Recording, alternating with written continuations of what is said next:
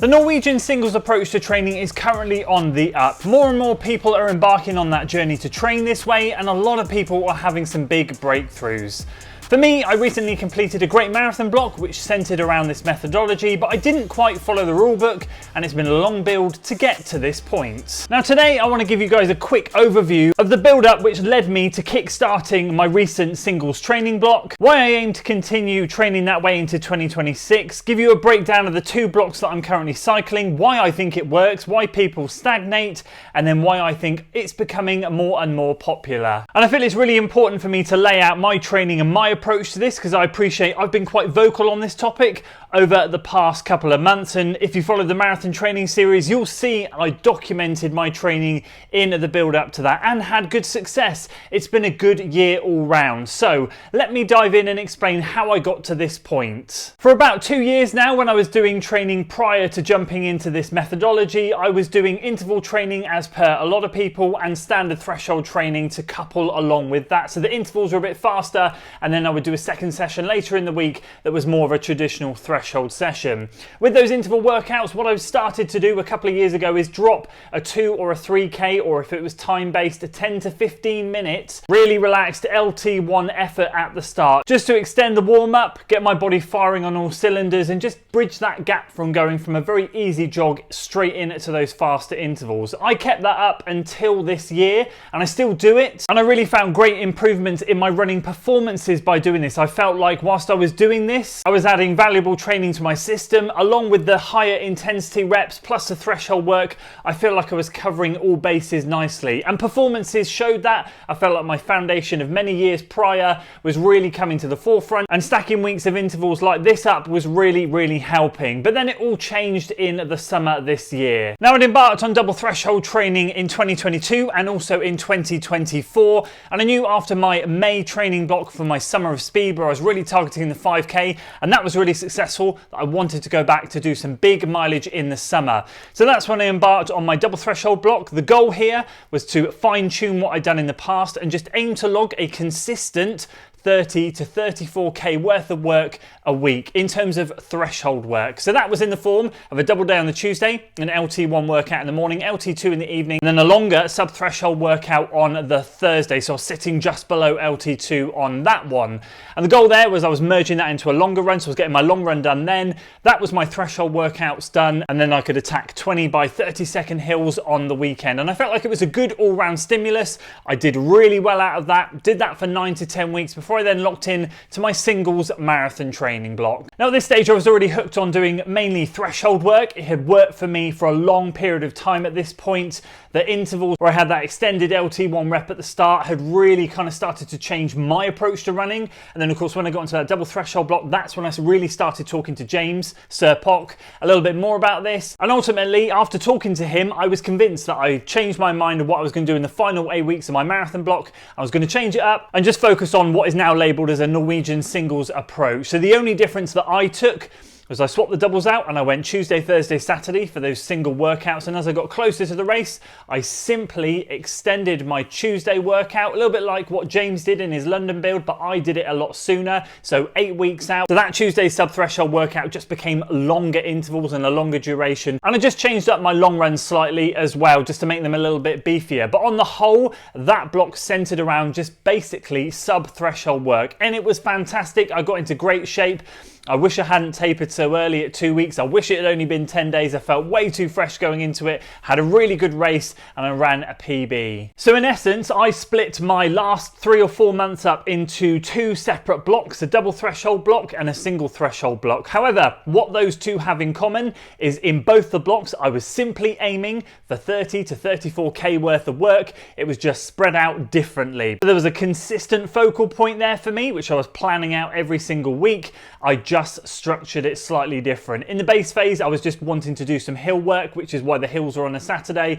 But when I locked into that specific phase, I just committed to the singles approach and made sure that I did strides 2 or 3 times a week to replace that speed development work that I'd lost on those hills, and it worked a treat. So what am I now doing and moving into 2026? Well, I've gone back to that double threshold block, which I'm going to be aiming to do until the end of December, and then when we get to January, I'm going to kick back into the singles work. Am I going to make any changes to what I did in the previous 2 attempts? Absolutely not. I'm going to stick with what I did in the double block again, and then with the single block exactly the same. Difference is I might not be marathon training there for the Tuesday session, might just change slightly. However, the Thursday and Saturday will stay as they were. So yes, I am making small minor tweaks to adapt to my schedule, and I am making small minor tweaks to adapt to the races that I've got coming up.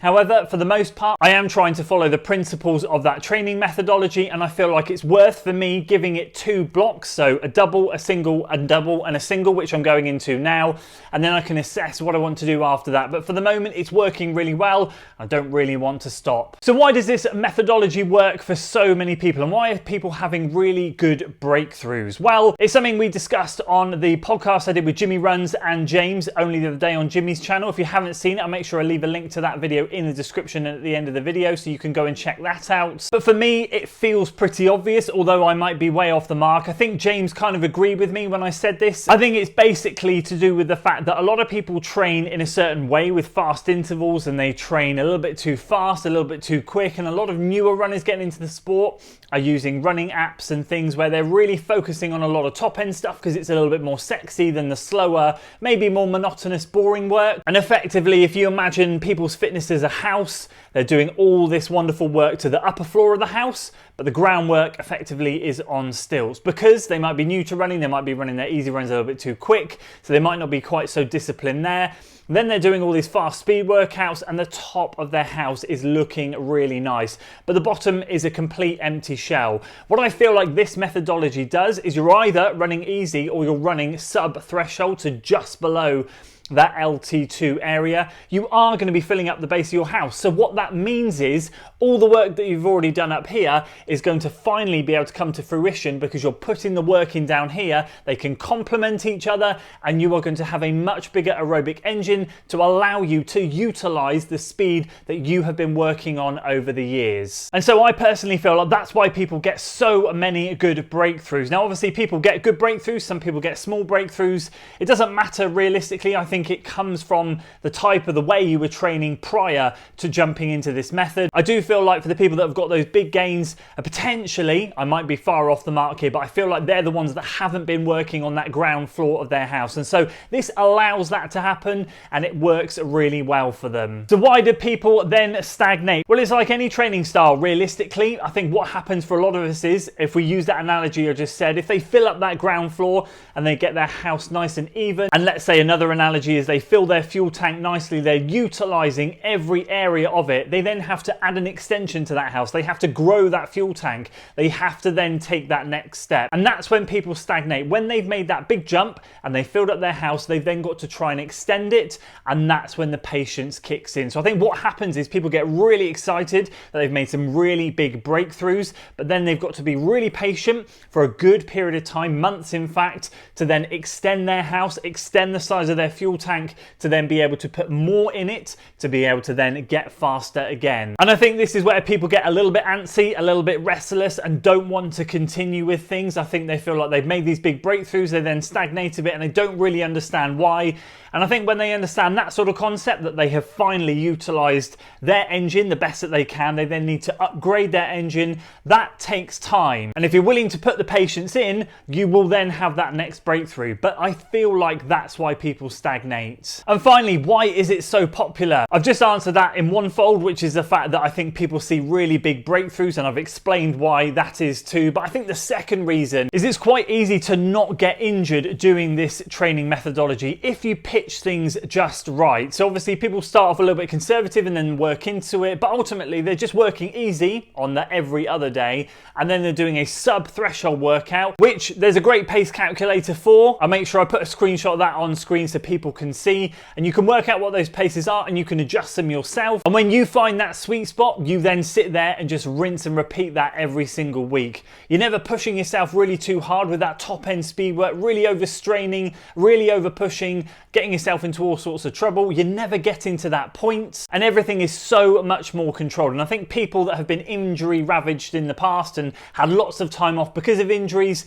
find this a great way to get back into things, build a bit of consistency and find their feet again. And so what are my thoughts on all of it? Well, I think it's great. I think it's doing wonders for the running community. I think it's getting people training in a much more sensible way. Is it revolutionary? I don't think so. Is it more sensible than other methods? Probably. I think you've just got to give it a go if you're fancying something new or want to try something or feel like you're just missing something in training. It's definitely worth a try and see how you feel with it. I have to adapt it to my routine. That's one of the reasons why I wanted to make this video. I know that I'm starting to be labelled to be someone who's training this way, and I just wanted to make people clear that for the most part I do attempt to train this way, but I have to make tweaks to the way that I run my schedule and I have to move things around slightly. And I just wanted to reiterate that that's okay. You've just got to find your sweet spot with it, and for the most part aim to get a good consistent amount of sub-threshold work in a week and you'll be away. So I'd love to hear your thoughts on this topic. It's a bit of a popular one right now. Let me know if you're training in the NSA style, or if you're thinking of trying it, or if you love a bit of double threshold.